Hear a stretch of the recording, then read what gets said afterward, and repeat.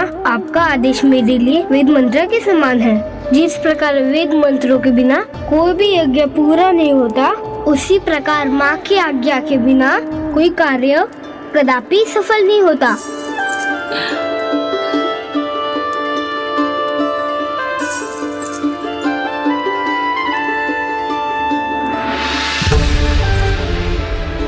मंत्री जी। जी राजकुमार। जब तक मैं गुरुकुल से लौट कर ना आऊं, आपको मेरे माता पिता का ध्यान रखना पड़ेगा। मैं वचन देता हूँ आपको। अवश्य राजकुमार, अवश्य। अब जो करूँगा इतने ध्यान से करूँगा कि जब आप लौटे तो यहाँ की काया पलट देखकर अचंभित रह जाएं। हरिहरा, मेरा वंदन स्वीकार कीजिए प्रभु। मुझे आशीष दीजिए कि मैं उचित शिक्षा प्राप्त कर पूर्ण रूप से योग्य होकर लौट आऊं।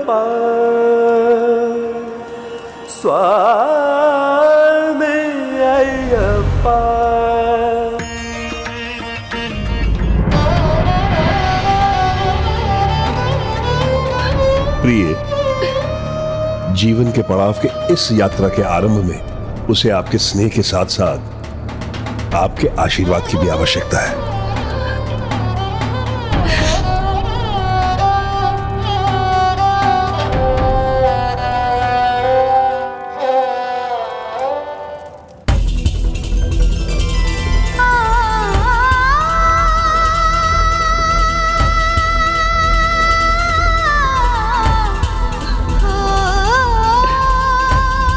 चलो मणिकंठा।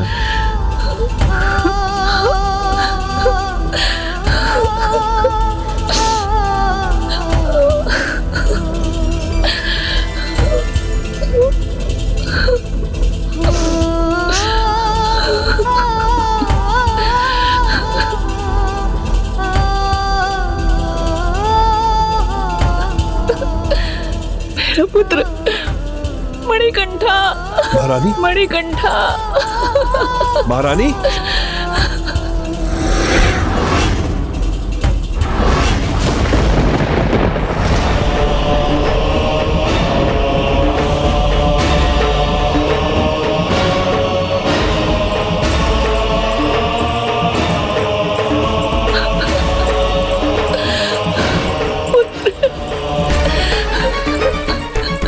महारानी रुकिए।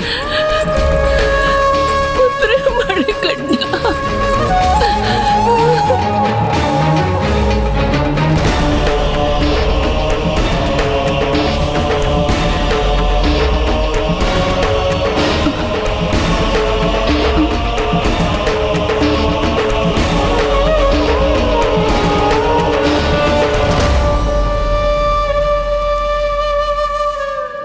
माँ, रानी माँ कुशल तो थी ना? हाँ पुत्री, वो मूर्छित तो इसीलिए हुई थी क्योंकि जो प्रभु मणिकंठा ने कहा था वो सत्य प्रमाणित होने जा रहा था। और उनके प्रस्थान करने के कुछ ही अवधि के बाद राजा राजशेखर और उनकी पत्नी को एक और पुत्र का सुख प्राप्त हुआ, जिसका नाम राजराजन रखा गया। इस अवधि में प्रभु मणिकंठा की शिक्षा आरंभ हो चुकी थी। प्रणाम गुरुजी। यशस्वी भव। शिक्षा की जड़ कड़वी अवश्य होती है, किंतु उसके फल बहुत ही मीठे होते हैं। शिक्षा में इतनी शक्ति है कि संपूर्ण संसार को बदल सकती है। और यहाँ तुम सभी की शिक्षा तब संपन्न होगी जब 5 सर्वाधिक महत्वपूर्ण गुणों में महारत प्राप्त कर सकोगे। अनुशासन, एकाग्रता, ज्ञान, साहस और बल। स्मरण रहे, इन 5 को पाने के बाद निष्ठा से उचित दिशा में इनका प्रयोग करने की इच्छा शक्ति भी होगी, तो जो चाहोगे वो संभव कर सकोगे।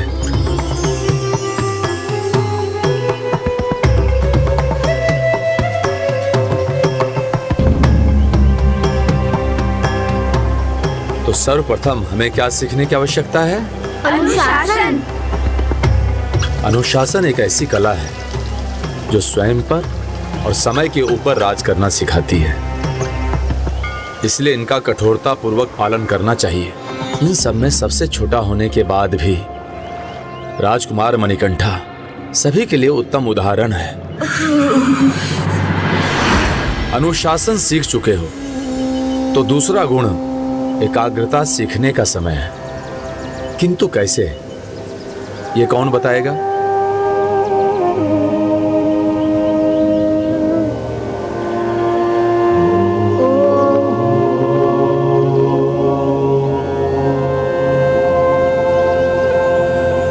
ओम क्यों? गुरुवर, महार पिताश्री ने मुझे बताया था कि ओम में ही त्रिदेवों की शक्तियां निहित है। इस सृष्टि की सृजन का स्वर है। सभी ऊर्जाओं को, हमारे सभी चक्रों को एकत्र कर एक साथ लाने का स्वर है, जो हमें एकाग्र कर हमारी दिव्यता से जोड़ता है। सत्य कहा मणिकंठा। ओम इतना शक्तिशाली स्वर है जिसका सकारात्मक प्रभाव वहां भी है जहां कुछ भी नहीं है। ओम के उच्चारण से ही एकाग्रता सीखो। ओम ओम ओम ओम ओम। राजकुमार मणिकंठा की योग्यता अद्भुत है। अनुशासन और एकाग्रता के बाद अब ज्ञान का समय है, तो उसका क्या उपाय है? समस्त वेद ग्रंथों का अध्ययन गुरुदेव।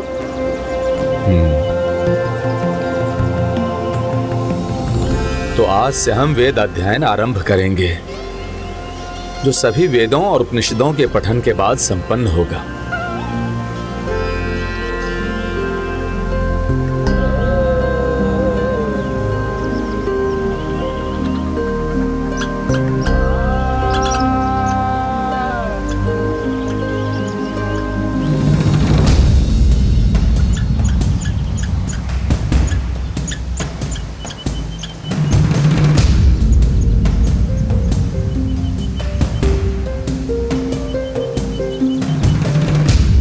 अब मैं समझा माँ कि इस व्रत में इतना अनुशासन क्यों चाहिए, क्योंकि प्रभु अयप्पा स्वयं अनुशासन और कठिन परिश्रम के सर्वोच्च उदाहरण हैं।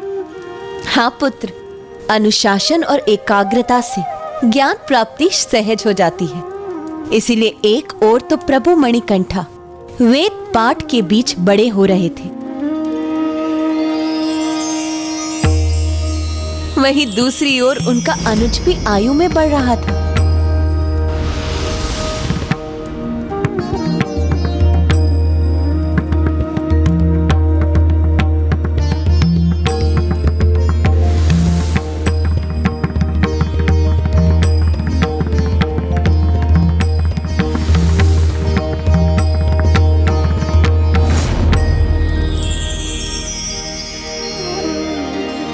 अब प्रभु मणिकंठा समस्त ज्ञान प्राप्त कर चुके थे, एक रूप और बुद्धि संपन्न नव युवक बन चुके थे और उनकी शिक्षा के दूसरे चरण का समय आ गया था। ज्ञान से साहस प्राप्त होता है, उसी साहस का प्रमाण प्रस्तुत करना होगा तुम्हें।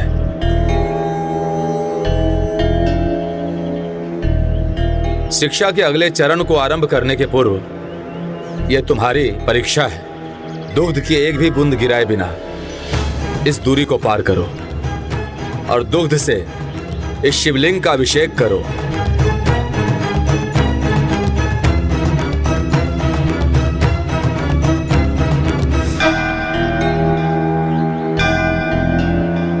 तुम्हारा संकोच यह दिखा रहा है कि अभी तुम में इतना ज्ञान नहीं जो तुम्हारे भीतर के साहस को जागृत कर सके।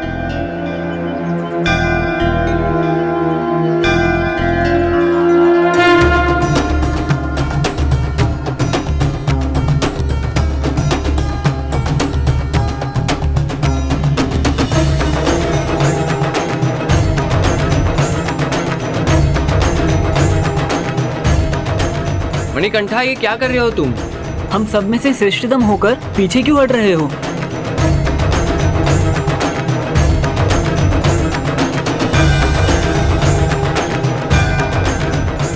गुरुजी ने कहा था ज्ञान का प्रयोग सहज जागृत करने के लिए करना होता है और जो ज्ञान मैंने प्राप्त किया है उसके अनुसार लंबी छलांग लगाने के पूर्व कुछ पग पीछे जाना अनिवार्य है।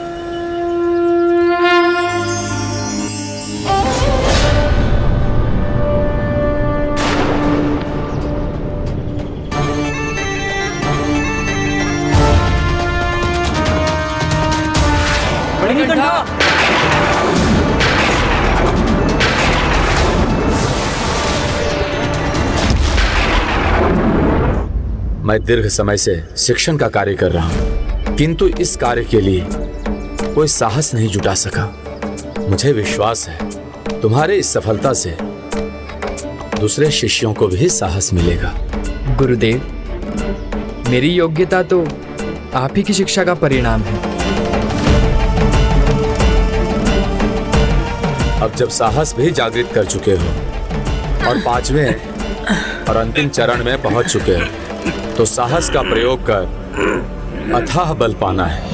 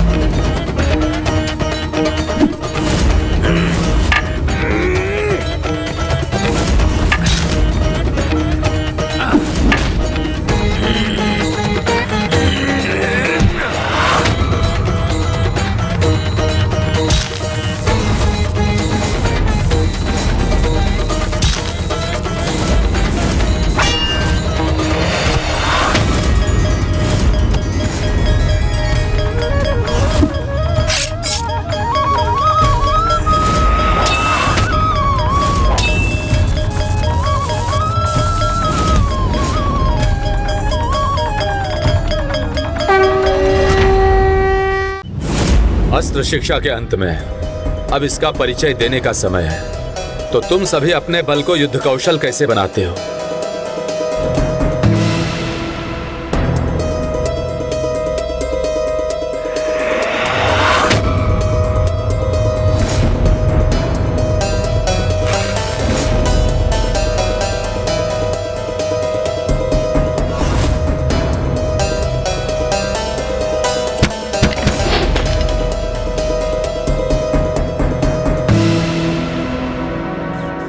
फिर ये सदा बालक मुझे ही क्यों देखता रहता है?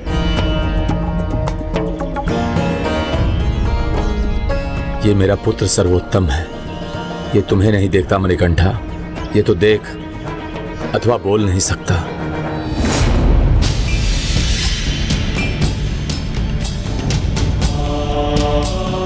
किंतु जब से मैं यहाँ आया हूँ मुझे यही लगता रहा है कि उसकी दृष्टि एक टक मुझ पर ही टिकी रहती है, जैसे वो मुझसे कुछ करवाना चाहता हूँ। अब तुम सभी का अस्त्र पाठ संपन्न हुआ। कल परीक्षा होगी जिसमें उत्तीर्ण होने के लिए वो स्मरण रखना होगा जो तुमने आश्रम के प्रथम दिन सीखा था, अर्थात अनुशासन।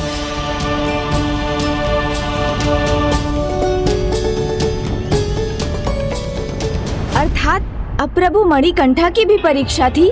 हाँ, किंतु ये परीक्षा सरल नहीं होने वाली थी, क्योंकि उन्हें न केवल गुरुदेव का दिया गया कार्य संपन्न करना था, अपितु महिषी की चुनौती से पार भी पाना था। देवता शक्तिहीन हो उसका मात्र एक ही उपाय है, यज्ञ का विध्वंस। सर्वत्र कर दो यज्ञ का सर्वनाश, कोई आहुति न दे पाए। महारानी महिषी, जो आज्ञा। सारी यज्ञ आहुति जो वो यज्ञ में चढ़ाने ले जा रहे होंगे उसे हम आपके चरणों में चढ़ाएंगे। जाओ।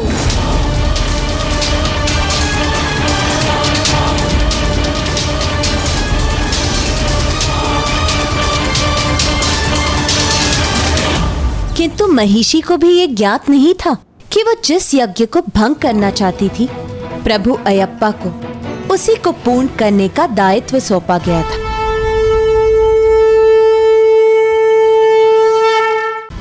वन के दूसरी ओर सफलतापूर्वक तुम्हारी शिक्षा समाप्त होने के उपलक्ष्य में महान ऋषि मुनि एक यज्ञ कर रहे हैं। इसलिए तुम्हें इस अंतिम परीक्षा को पूर्ण करने हेतु इस अखाड़े में अपनी शक्ति और कौशल का प्रदर्शन कर सर्वप्रथम यहाँ से निकलना होगा और स्वयं को चिन्हित करने वाली ध्वजा को उठाकर पूर्णाहुति के लिए जब सामग्री एकत्र हो रही हो तभी यज्ञ संपन्न होने से पूर्व वहां पहुंचना होगा।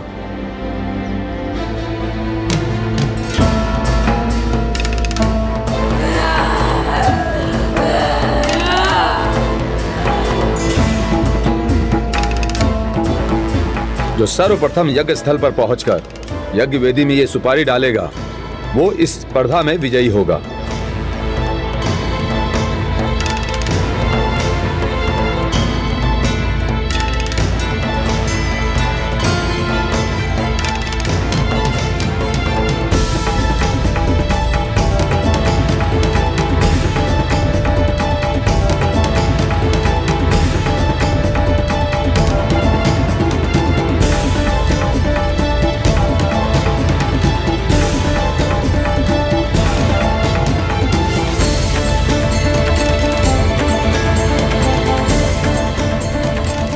मणिकंठा, तुम हम सब में सर्वाधिक कुशल हो, तो इस स्पर्धा का क्या लाभ?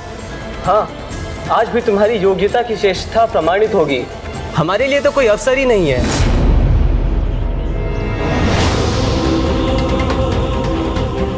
इस स्पर्धा में कुछ समानता लाने का भी एक उपाय है मेरे पास।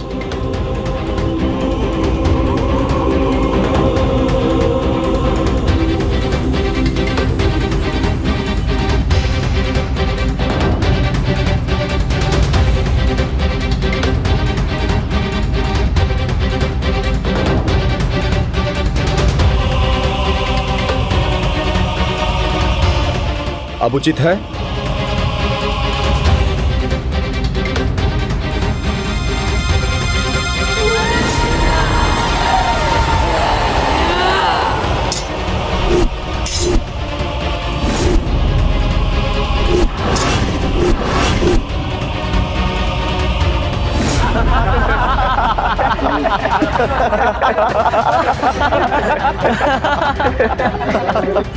मणिकंठा, ये कैसा अस्त्र चुना है तुमने? मात्र एक लकड़ी का दंड। अब तुम देख नहीं पा रहे हो ना, इसीलिए उचित चुनाव नहीं कर सके ना। ये हमारी गदाओं और खड्गों के सामने तो कुछ भी नहीं है।